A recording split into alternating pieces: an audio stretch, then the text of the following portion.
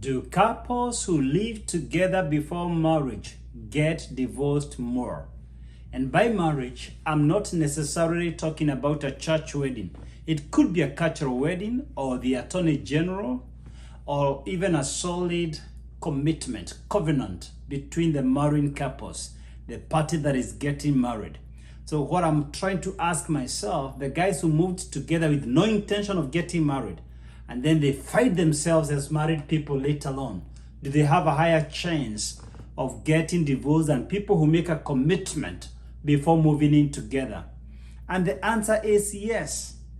The evidence is overwhelming that living together before marriage increases the likelihood of divorce. I want to share with you some findings from two separate reports. A 2022 report by Institute for Family Studies, IFS, by University of Denver, two psychology researchers, Professor Dr. Scott Stanley and Dr. Galina Rhodes, indicate four things. Number one, 70% of marriages start with cohabitation. So if you started your marriage with cohabitation, you're not alone. 70% of couples began by cohabiting before they got married. Only 30% first got married before living together. Number two, couples who lived together before marriage were 48% more likely to divorce than couples who moved in together after being engaged or married. So the guys who just cohabit with no commitment, with no prior agreement that they are getting into marriage, have a 48% chance of ending up in divorce, higher chance of ending up in divorce than those guys who first got married. And by the way, these two professors, the study they did was for 10 good years between 2010 and 2019 for first-time marriages. The third thing they found out, 34% of married couples who moved in together before getting engaged divorced, whereas 23% of couples who cohabited after engagement ended up in divorce. And the fourth thing they found out, 50% to 65% of people believe living together before marriage will actually improve the likelihood of staying together. So more people believe cohabiting increases the chance of the marriage winning, the marriage working. Wrong. So the report findings and the report suggests the key to a lasting relationship is either not to cohabit before marriage or to have settled the big question about marital intentions before moving in together. So the key to a lasting relationship is to agree before you move in, not to agree after you have moved in. So I decided to look for another article just to compare.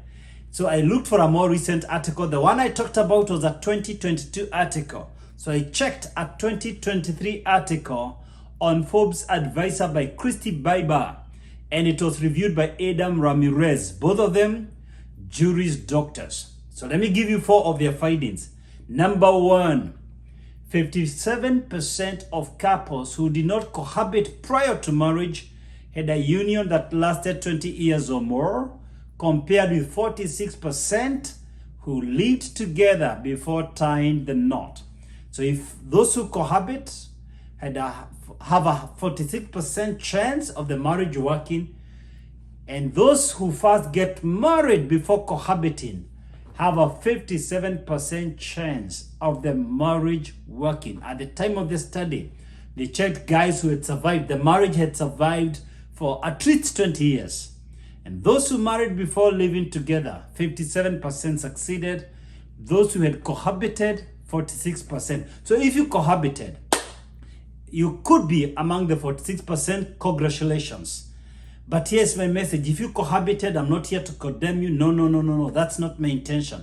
My intention is to encourage singles to commit before they cohabit. Singles, if you can hear my voice, you can even ask the guys who cohabited. Most of them today will advise you, first make a commitment.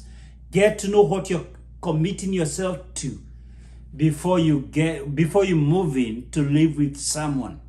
That's my idea. My idea here is not to discourage guys who are happily married, who cohabited.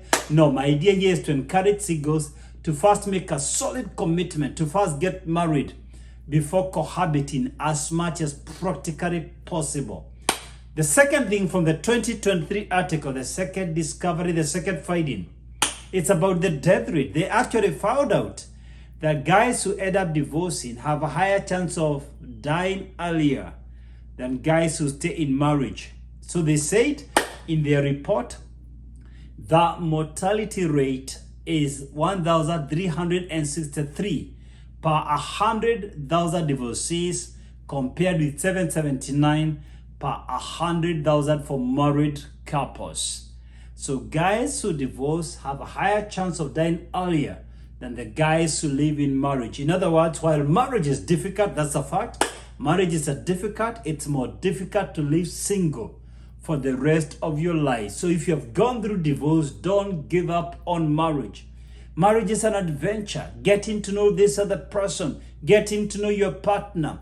Even though sometimes your partner will get on your nerves, it is the art of living together, solving problems together, that give life meaning. Anyone can make a mistake. Any of us can make a mistake.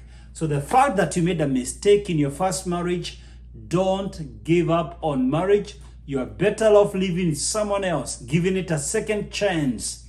Give it another shot. Learn from your past mistake and don't repeat them. But don't try to go through life alone. Loneliness kills. Aloneness is breeding ground for depression. The third thing they found in this 2023 study, number 3, couples who have friends who are divorced have a 75% increase in the risk of their own marriage ending. They have a 75% increase risking their own marriage ending. That does not mean we should not have friends who are divorced. No. People who've gone through divorce need our support. They need our love. They are our brothers. It's our sisters. It's our friends. I mean, it's our colleagues at work. But what I'm saying is this. This link suggests that divorce is a social contagion. I mean, it's a social issue. That when all your friends are people who have gone through divorce, you are likely to think divorce is the in thing, divorce is normal. So the idea is this: you should have friends who are divorced, but also have friends who have succeeded in marriage. As much as you have friends who have gone through divorce, you're encouraging them, you're praying with them, you're studying with them, and some of them are doing well, they have healed from the trauma. You also need friends who are doing well in marriage so that you can also see that marriage works. If all your friends have gone through divorce, you are likely to have a distorted view about marriage, and you have a 75% increase in the risk of your own marriage ending.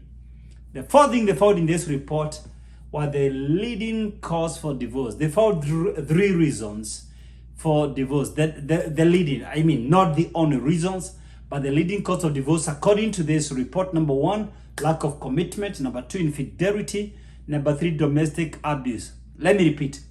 So they found out that the leading cause of divorce, number 1, lack of commitment. 75% of the couples said the reason they divorced. Among the guys who divorced, 75% indicated the reason they divorced is lack of commitment by their partner. Number 2, 60% of the guys who divorced indicated that divorce was because their partner cheated, or they cheated on their partner. And number 3, 24% indicated the reason for divorce was domestic abuse. There was domestic abuse in their marriage, and that's why they left their partner, or that's why they were left by their partner. So let me close by suggesting something. If you look at these 3 reasons for divorce, we can do something about it. Look at the 3 leading cause for divorce according to this 2023 report in Forbes Advisor. So number 1 was lack of commitment. So if you're married, or if you have gone through divorce and you intend to remarry, so the first thing you need is commitment in your marriage. It's the little things that make a difference. Tell your partner thank you. Use the magic words in your conversation. Avoid strife. If you realize a conversation, a dialogue is going south with disrespect, avoid it. It's an honor for a man, for a woman to avoid strife. So reach out to your partner. Text them every day you love them. Go out, hang out as a couple. Go out for dinner. Call each other sweet words. Celebrate each other. Honor each other. Be faithful to each other on bed. A sexless marriage eventually becomes flat or ends up in divorce. So respect each other. It's the small acts of honor and respect that make a marriage. It's not about a great honeymoon, a great vacation, a great holiday. It's the little things that make a difference. Number 2, the second leading cause of divorce, according to this article, is infidelity. To avoid extramarital affairs, to be faithful. You know what you need? Be transparent with each other, matters time and matters money, and keep your phones open. Share your passwords. This works. You know what we decided with Mercy? Rather than discussing the story of infidelity, she has my password to my phone, to my laptop. I have password to her phone, her laptop. We budget all our income together because money reveals where you go. Money reveals all your shenanigans. Everything you do can be revealed by how you spend your time and how you spend your money. So rather than saying you don't trust me, I don't trust you, just be transparent about where you are at any given moment. Let your partner know where you are, with who, doing what at any given moment. Number 2, budget all your income together. Number 3, be transparent about your phone and your emails and your gadgets, and especially your phone. Reveal your phone password. Stop hiding your phone. What are you hiding from your partner? There's no privacy between a couple, naked and not ashamed. The third leading cause of divorce, is domestic abuse. 24% of the couples said they left their partner or they were left by their partner because of domestic abuse. This is a red line. This is a deal breaker. If I went through domestic abuse, that's it. I will not stay in that marriage. I don't get it. How can an adult physically assault another adult? I know there are many types of abuse, but the abuse people here are indicating is physical abuse. And usually, physical abuse is accompanied by verbal abuse and emotional abuse, and usually even sexual abuse and spiritual abuse, financial manipulation. Seriously, you've got to honor your partner. I can't visualize how you can assault your partner.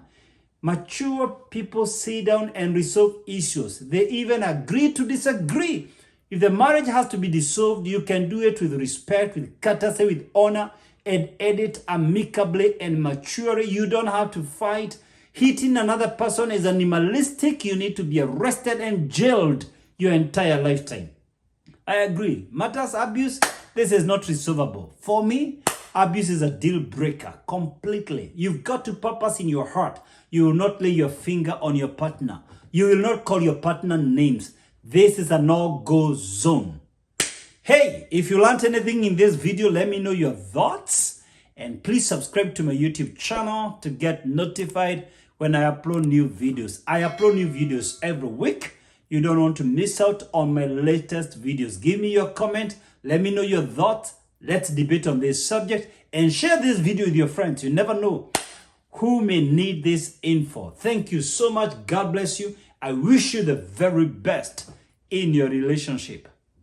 Cheers.